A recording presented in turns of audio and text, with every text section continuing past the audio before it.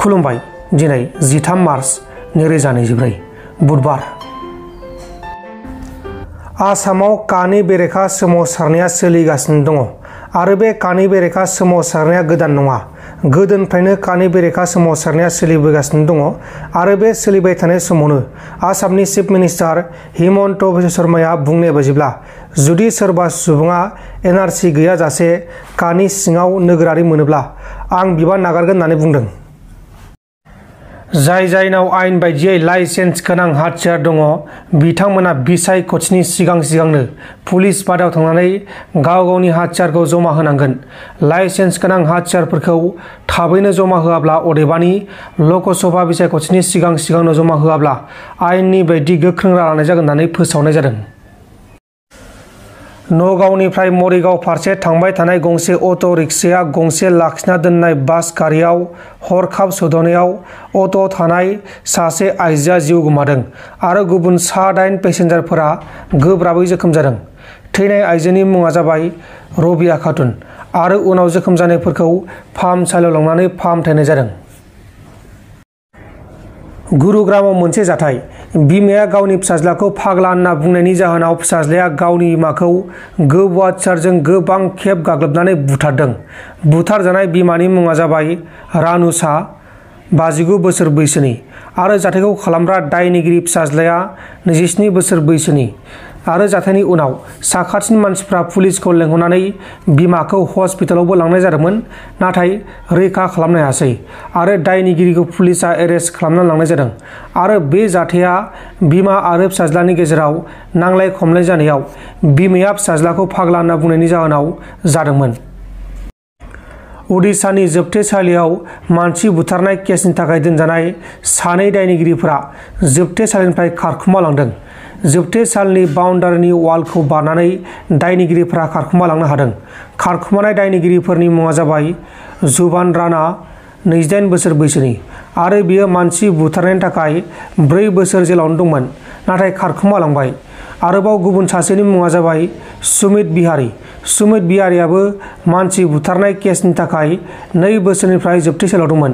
दा बिसोर सानैखौ एरेस्ट खालामनो थाखाय उडिशा पुलिसआ नागिरफिनगासिनो दङ। उत्तर प्रदेशनि गाजीपुराव गंसे खारबाय थानाय बास गारियाव हरखाब गिथाव-बाथाव अर खामदों आरो बे अर खामनाय जाथायाव 5 सुबुङा अरजों खामथाब जानानै थैदों आरो गोबां सुबुङा जोखोम जादों। खारबाय थानाय बास गारियाव हरखाब लाइननि तारा नांनायाव बे जाथाया जादों। बे समाव जोखोम जानायफोरखौ फाहामसालियाव फाहामथायगासिनो दङ। डिजिटेल इन्डियानि जुगाव भारत हादराव गोबां सुबुंफोरा स्टक मार्केट ट्रेडिं एपफोराव बा एप्लिकेशनफोराव गोबां रां खामायगासिनो दङ आरो माखासेफोरा गोबां रांखौ गारगासिनो दङ। जेरै ग्र' एप, बिनाम' app, online trading app, Upstox आरो एन्जेल वान बायदि एप्सफोराव ट्रेडिं खालामनानै खामायगासिनो दङ आरो गोबां सुबुङा रांबो थांजागासिनो दङ। प्रमद बर'खौ जिग' रायग्रा इउटुबारफोरा सिरि उन्दुना दङ। बहा उन्दुना दं आं बेखौ नागिरगासिनो दङ। आंखौ मानो रायदिया होननानै बिना गयारिया बुंदों। ओरै मावगासिनो दङ। रायजो राजा आइ आफाया मिथिगौ। जों जेरै खोथा होदों थांनाय बिटिसि इलेक्सनाव जोङो बुंदोंमोन 75,000 होगोन सेल्फ हेल्प ग्रुपनो।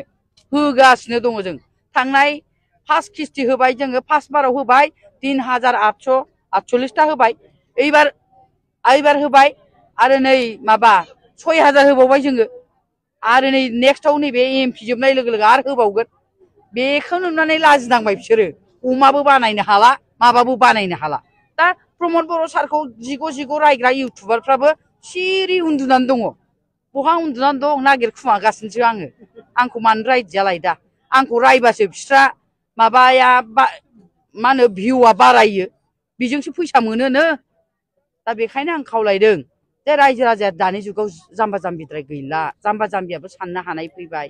दिनै अरुण'दय आसनि मोनसै 1250 माबा 10 थारिख फैबानो रायजो राजा आइ आफानि मबाइलाव गाबफैजोबसै मालाय आइजोफोरा। होमबा आरो दिनै अनसाय बिथांखि मोनदों, गथ'फोरनो स्कलारशिप मोनदों गियान सोरां आरो जोंहा नै गोबां गामि ओनसोलाव गोदान लन्च खालामबावनो थांगासिनो दं जोंना शिब सारा। दा दिनै प्रमद बर' दैदेननाय इउपिपिएल सरकारा दिनै 5 बोसोरल' नङा जों 3 बोसोर जाबाय 3 बोसोरावनो मोनसे गामियाव 80टा 60टा 70टा जों न' होनो हाबाय जानो हागौ सेन्ट्रेलनि स्किम बियो अब्लाबो गोदोबोथ' फैयोमोन ना बिपिएफनि समाव मानो मोनामोन दिनै इउपिपिएल सरकाराव माबोरै मोननो हाखो मोनसे बिसिडिसिआव बिदिनो 1000 1500 गाहाम दिनै मोनसे बिसिडिसिआवनो 3 बोसोराव मोननो हाबाय आरो 2 बोसोर दंबावोसो इउपिपिएल सरकार होमबा बेखायनो रायजो राजाफ्रा मोजां मोनदों माने प्रमद बर' दैदेननाय सरकारा रावखौबो बासियाखै नांगाल जुंगाल होननानै बासियाखै बयबो न' मोनदों बयबो अरुणादय मोनदों दा बिथांमोन बायदि खालामोमोनबा रायजो राजा आइ आफाया गोबां खस्थ' भुगिनांगौमोन दा आं बेखायनो बुंनो नागिरदों जे रायजो राजा आइ आफाया साननो रोङि नंला बेखायनो लोब लोब फैगासिनो दं आरो जयनिं लाख'नोसो हाया जों गामि गामि जागासिनो दं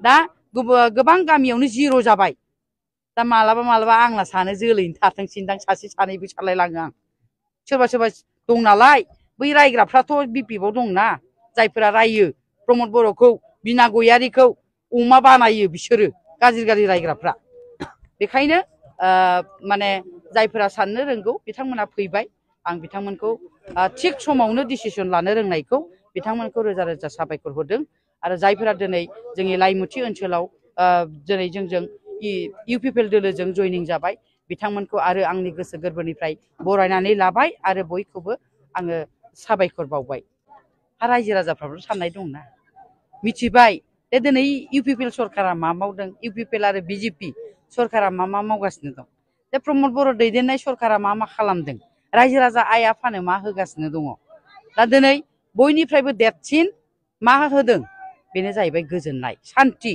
गुबुन हारि माहारिनिफ्राव बर'नि अनगायै गुबुनाव सोंलाय आपनालोके কি পাইছে होनना बुंबा আমি শান্তি পাইছে होनना बुङो तार बादे आमाक एको नालागेसो होनना बुंबावो आं गोबां गामियाव हाबबाय दाथ' आङो दतमानि कर्डिनेटर हिसाबै आङो गोबां रायजो राजानिसिम हाबदों गामि हाबदों बेयाव हाबनानै आङो रायजो राजानाव सोंदों नोंथांमोना दिनै इउपिपिएल आरो बिजेपिनि सरकाराव मा मोननो हाखो बिथांमोना होनदों गोजोननायखौ मोनदों बेनिफ्राय देरसिन सम्पति जोंनो नाङा बेनिफ्राय देरसिन सम्पति होनोबा जोंनि सम्पति मोननाया बेनो जे जोंनि गथ' गथाया न'आव सुख सान्ति थानो मोनदों गथ' गथाया मोजां शिक्षा मोनदों नैबेखौ बुङो बेनि थाखायनो दिनै आं सानदों आरो बेखायनो जोंना रायजो राजा आइ आफाया बयबो लोब लोब फैगासिनो जोंसो टाइम होनो हायाखै गोबां जयनिं सानफ्रामबो लेंहरो जयनिं गुबुन समस्थियाव जागासिनो दं प्राइमारि लेभेलावनो 200 300 200 300 मोनफ्रोमबो समस्थियाव बिदि जागासिनो होमबा मानि थाखाय फैदों है रायजो राजायाबोथ' जाम्बा जाम्बि नंलाना